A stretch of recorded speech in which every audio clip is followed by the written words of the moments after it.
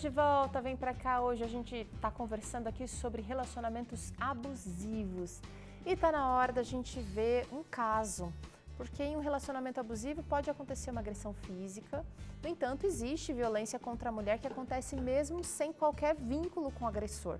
E a história que você vai conhecer agora aborda essas duas situações. Acompanhe. Agosto Lilás é o mês de conscientização no combate à violência contra a mulher. Mesmo que essa campanha exista há 18 anos, de 2006 para cá, os números só vêm aumentando. Em 2024, todos os tipos de violência contra a mulher cresceram. Para você ter uma ideia, os casos de feminicídio subiram 0,8%. A violência doméstica aumentou em 9,8% e as tentativas de homicídio subiram 9,2%. Estou trazendo apenas esses dados, mas existem outros tipos de violência que também tiveram um aumento significativo. Só no ano passado foram concedidas 540.255 medidas protetivas de urgência. Como mulher, não é fácil apresentar esses dados alarmantes para vocês. Assim como também não foi fácil ouvir a história que vocês vão conhecer agora. Um alerta: essa história contém relatos de violência, por isso recomendamos discrição.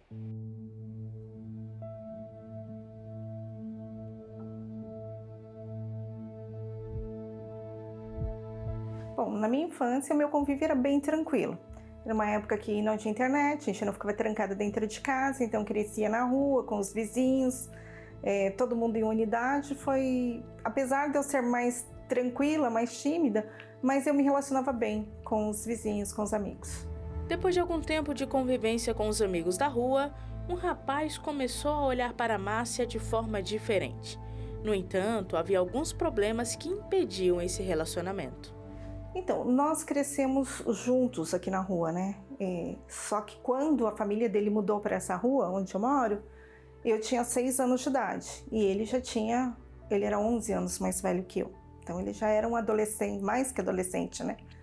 Mas mesmo assim, era todo mundo junto. E aí eu fui crescendo e quando eu cheguei nessa idade de 12 para 13 anos, precisamente mais para 13, que ele começou a propor, a mandar recado através das amigas, que ele queria namorar. Ele era uma pessoa assim que a gente conversava, ele por ser mais velho tocava violão e ficava assim, esse convívio normal. A gente até saiu, conversou, mas o tempo todo eu sempre disse para ele que meu pai não deixaria namorar e que eu também não queria namorar, né? Com 13 anos, 14 anos, eu nem sabia o que era namorar. E meu pai era uma pessoa assim que cobrava muito, era um pai bem exigente, né? Que não deixava. Então eu também tinha medo do meu pai. Então, em momento nenhum a gente... E hoje, como eu trabalho também com dependência química, conhecendo a questão da dependência química, ele já no início, nessa época, ele já fazia uso do que nós sabíamos de maconha. Então era uma coisa que para mim, que meu pai ensinava, que quem usa tá errado. Então a gente já não queria essa aproximação. Hoje eu entendo que o uso da substância levou ele nessa obsessão, desenvolvida pela própria doença da dependência química. Depois de 6 meses insistindo para que Márcia o namorasse, mas sempre recebendo um não como resposta, esse rapaz começou a fazer ameaças. E foi numa manhã, indo para a escola, que Márcia recebeu uma surpresa indesejada. Aí foi nesse intervalo de férias que aconteceu a primeira ameaça e a primeira agressão. Porque ele tinha marcado um encontro que eu não fui, que eu não quis. E aí no primeiro dia de volta à aula ele me procurou na escola. E eu estudava naquela escola ao lado ali do Center Valley, né? E aí ele me procurou e eu quero falar com você. Eu falei, não tenho nada para falar com você. Ele falou, não, você tem. Ele me arrastou do meio da roda dos meus amigos, me deu um tapa no rosto, ameaçou dizendo que se eu não ficasse com ele, se eu não namorasse com ele, ele não deixaria eu ficar com ninguém. Eu fiquei em pânico, com medo, né? Chorei bastante, mas entrei para a sala, tive aula e a minha decisão era contar para o meu pai para que meu pai me protegesse disso. Só que quando eu voltei, ele tinha contado uma outra história.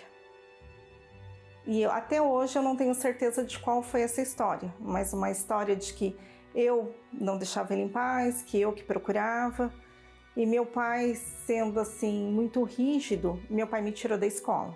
Meu pai não deixou mais eu estudar. Aí eu fiquei de junho até dezembro em casa. A minha irmã então estava casada, tinha um filho pequeno e estava grávida do segundo filho. E aí ela fez essa proposta para o meu pai. Falou, olha, deixa a Márcia ir morar comigo, porque lá ela estuda, ela vai estar num ambiente mais seguro. E me ajuda com as crianças, porque minha irmã trabalhava fora. E aí foi essa proposta, né? Ela morava dentro de um condomínio e aí eu fui morar com ela, em dezembro de 84. Márcia precisou ir morar em outro lugar para se proteger do agressor, mas após 5 meses ele a encontrou e uma tragédia aconteceu. Então, esse dia foi um dia normal, eu estava em casa e eu tinha uma prova na escola. Eu morava num condomínio onde a escola era na esquina seguinte, então era um percurso bem pequeno a pé, né? Eu saía assim de um lugar e já a escola no outro ponto. E eu fui, quando eu estava indo para a escola, distraída, eu só senti alguém me puxar para os 2 braços assim por trás, né? Aí eu olhei, era ele. Aí ele estava extremamente sob uso de substância, né? Drogado, popularmente falando, né? Tinha usado bastante drogas, tinha bastante substâncias variadas, tinha roubado o revólver do irmão. E aí ele me mostrou que ele estava armado e propôs, né? Ou eu fugia com ele ou ele ia me matar. Só que como eu estava num lugar aberto, numa avenida muito movimentada, eu ainda pensei, né? Eu falei, se eu ficar eu tenho uma chance, se eu for, não tenho chance nenhuma. Então aí nesse ponto eu reagi. Aí eu falei pra ele, não, se você quiser matar, você vai ter que matar aqui agora, porque eu não vou pra lugar nenhum. E aí ele tirou o revólver mesmo, ele estava me segurando pelo braço, ele encostou o revólver aqui e disparou o primeiro tiro. Que esse tiro ele subiu, alojou no meu braço, aqui no meu braço direito. Eu caí, aí ele voltou e descarregou e deu todos os tiros, né? Mas aí pegou mais um nas minhas costas, que saiu aqui na barriga, né, no abdômen, um de raspão no braço e um de raspão no ombro, e os demais ele errou. Mas mesmo esses tiros, assim, eles causaram, né, um estrago, porque foram 2 perfurações no pulmão esquerdo, uma no pulmão direito, 2 perfurações no estômago, que teve que tirar uma parte do estômago, o baço teve que ser retirado também, o diafragma foi perfurado, a fratura exposta com alojamento do projétil no braço direito e uma aderência total do intestino. O diagnóstico dos médicos, quando os meus pais chegaram no hospital nesse dia, era que eles poderiam preparar tudo o que eu teria no máximo 10 dias de vida, porque eles tinham feito o que deu para fazer que não teria como. Mas eu fiquei 13 dias na UTI, 12 dias na clínica cirúrgica e vim para casa. E recuperei disso sem sequela nenhuma. A minha mãe ficou assim muito desesperada, minha mãe, meus irmãos. Mas o meu pai, ele achava que eu tinha exposto ele.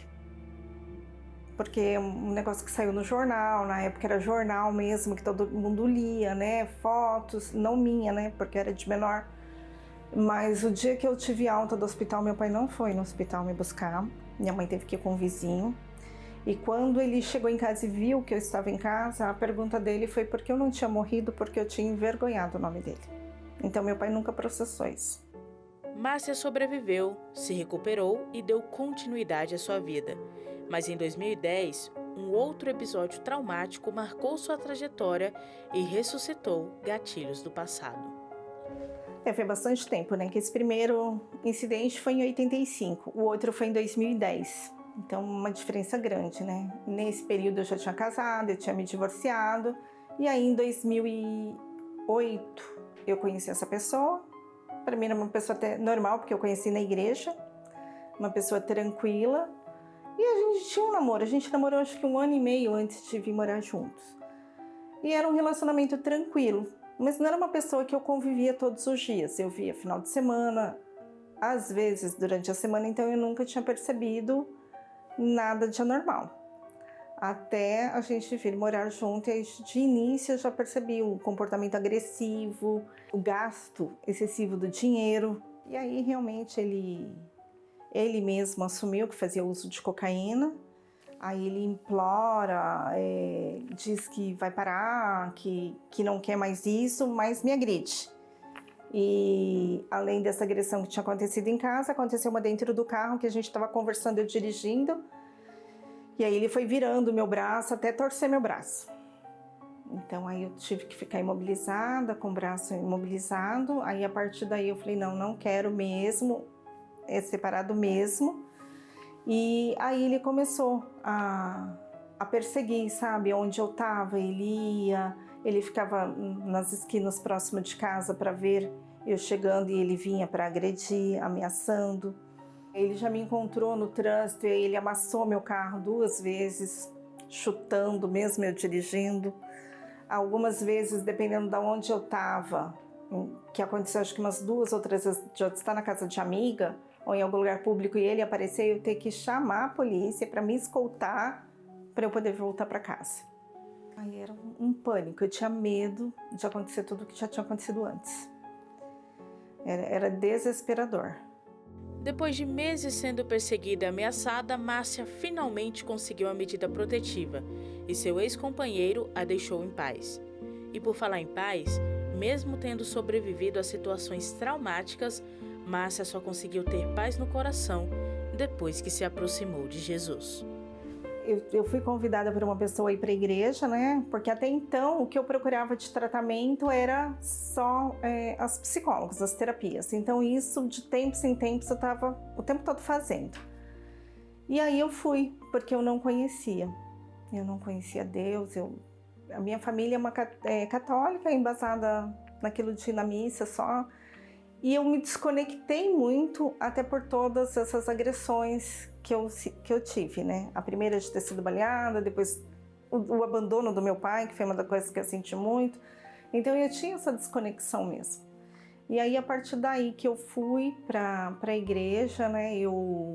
Que eu fui me aprofundando, que eu fui me envolvendo realmente, porque eu conheci a segunda pessoa na igreja, mas era assim um culto esporádico, uma reunião, na verdade, nem um culto esporádico, onde eu estava conhecendo, mas aí depois realmente eu me firmei, eu me envolvi, e aí esse meu crescimento espiritual, né, os processos que eu passei na igreja, com apoio de pastores, de grupos, aí foi que eu fui curada mesmo, emocionalmente.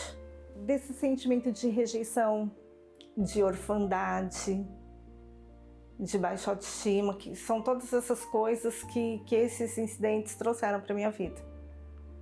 Então era difícil para mim aceitar um relacionamento, aceitar que eu ia ter uma pessoa companheira, uma pessoa que ia cuidar de mim, que eu ia ter um relacionamento sadio, como as minhas irmãs tinham.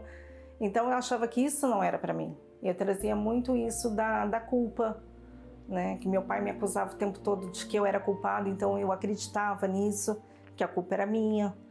E então foram essas culpas, essa cura que eu recebi mesmo. Hoje Márcia é casada e tem um relacionamento saudável e feliz. Apesar de ter sido difícil, ela conseguiu se libertar de todos esses agressores e incentiva outras mulheres que também estão passando pela mesma situação a denunciar no 180 e buscar os direitos. Afinal, toda mulher merece ser livre.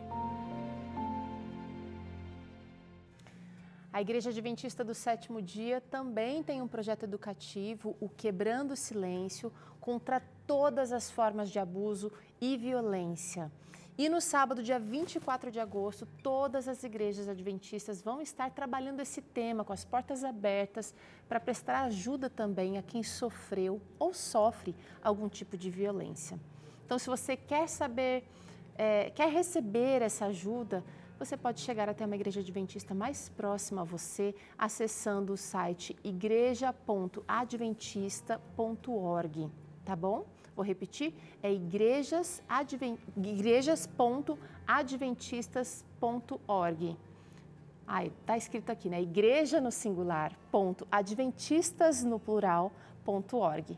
Ficou mais fácil, né? E ali você pode encontrar uma igreja, a igreja mais próxima aí de onde você vive. A gente faz um intervalo agora, na volta as especialistas vão aqui comentar as dúvidas, os casos trazidos aqui até nós e eu quero convidar você para ficar bem junto da gente logo depois do intervalo.